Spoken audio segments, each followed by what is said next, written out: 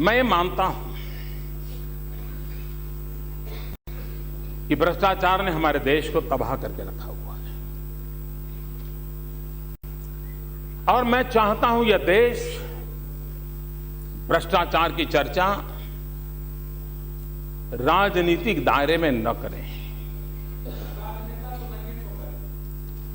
क्योंकि राजनीति के दायरों में चर्चा करके हम इस भयंकर समस्या को तू मैं ही उलझा देते हैं।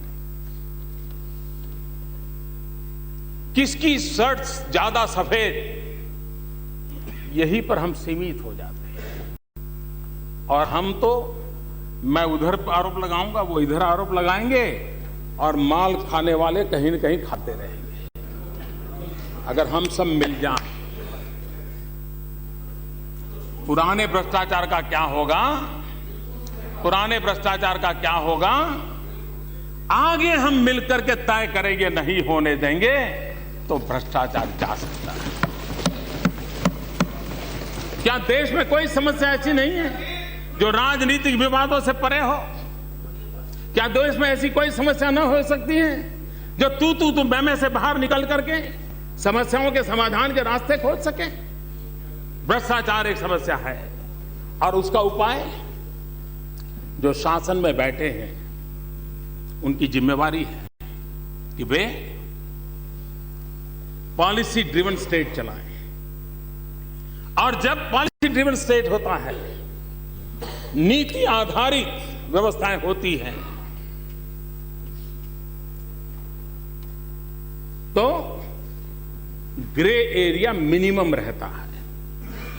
मैं ये तो दावा नहीं करूंगा कि परमात्मा ने हम सबको इतनी बुद्धि दी है कि हम ऐसे कानून बनाएंगे, ऐसी नीतियां बनाएंगे कि जिसमें कोई कमी ही न रहे।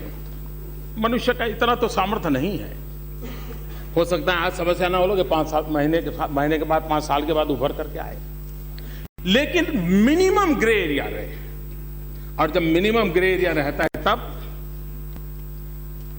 ये बात तय होती है कि जो अफसरशाही है उसको इंटरप्रिटेशन करने का अवसर ही नहीं रहता है, प्रायोरिटी करने का मौका नहीं मिलता है। और हमारी कोशिश है कि सरकारें पॉलिसी ड्रिवन हो। इंडिविजुअल के बीम के आधार पर देश नहीं चल सकता है, न सरकारें चल सकती है।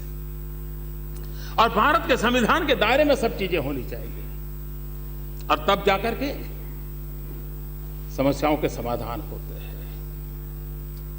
उदाहरण के स्वरूप कोयले का आवंटन, कोल ब्लॉक्स, जब सीएजी ने रिपोर्ट दी तो लिखने वालों को भी लगता कि इतना तो नहीं हो सकता यार। पहले कभी 600 करोड़ के भ्रष्टाचार का सुना है, 500 करोड़ के भ्रष्टाचार का सुना है, लेकिन 1,86,000 करोड़ तो देश भी चौंक गया था।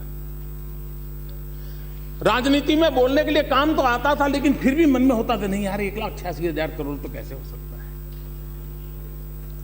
लेकिन अब जब कोयले का आवंटन हुआ, 204 माइंस सुप्रीम कोर्ट ने रद्द कर दी। अभी तक तो 18 या 19 को का ऑक्शन हुआ है और उसमें करीब 1 लाख से ज्यादा करोड़ रुपए ऑलरेडी आ चुके हैं।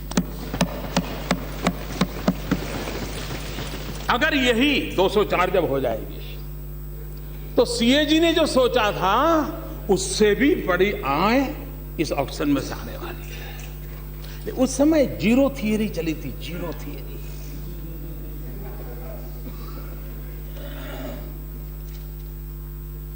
मैं ये नहीं कहना चाहता कोई ये जिनके समय हुआ उनको क्या करना चाहिए, वो मेरा विषय नहीं है, वो आप जाने, आपका परमात्मा जाने। लेकिन अगर हम इस दिशा में चलते हैं तो मुझे लगता है कि रास्ते खोजे जा सकते हैं और रास्ते खोज करके, और ये सीधा सीधा उदाहरण है कि भ्रष्टाचार मुक्त व्यवस्थाएं विकसित की जा सकती हैं। ऐसी व्यवस्थाओं को विकसित किया जा सकता है जिसमें भ्रष्टाचार का अवसर कम होता जाए, और इसके लिए आप उत्तम से उत्तम सुझाव दें। इस विषय को लेकर के मेरा समय मांगेगा तो मैं आपको समय दूंगा, मैं आपसे समझना चाहूंगा। आप भी हमें गाइड कीजिए कि भाई इस भयंकर समस्या से निकलने के ये रास्ते हैं 4। शासन व्यवस्था देखेगी उसको, लेकिन हम सब मिलकर प्रयास करें कि इस बदी से देश को हम मुक्त कराएं, और हम मान के चलें कि हो क्या रहा है।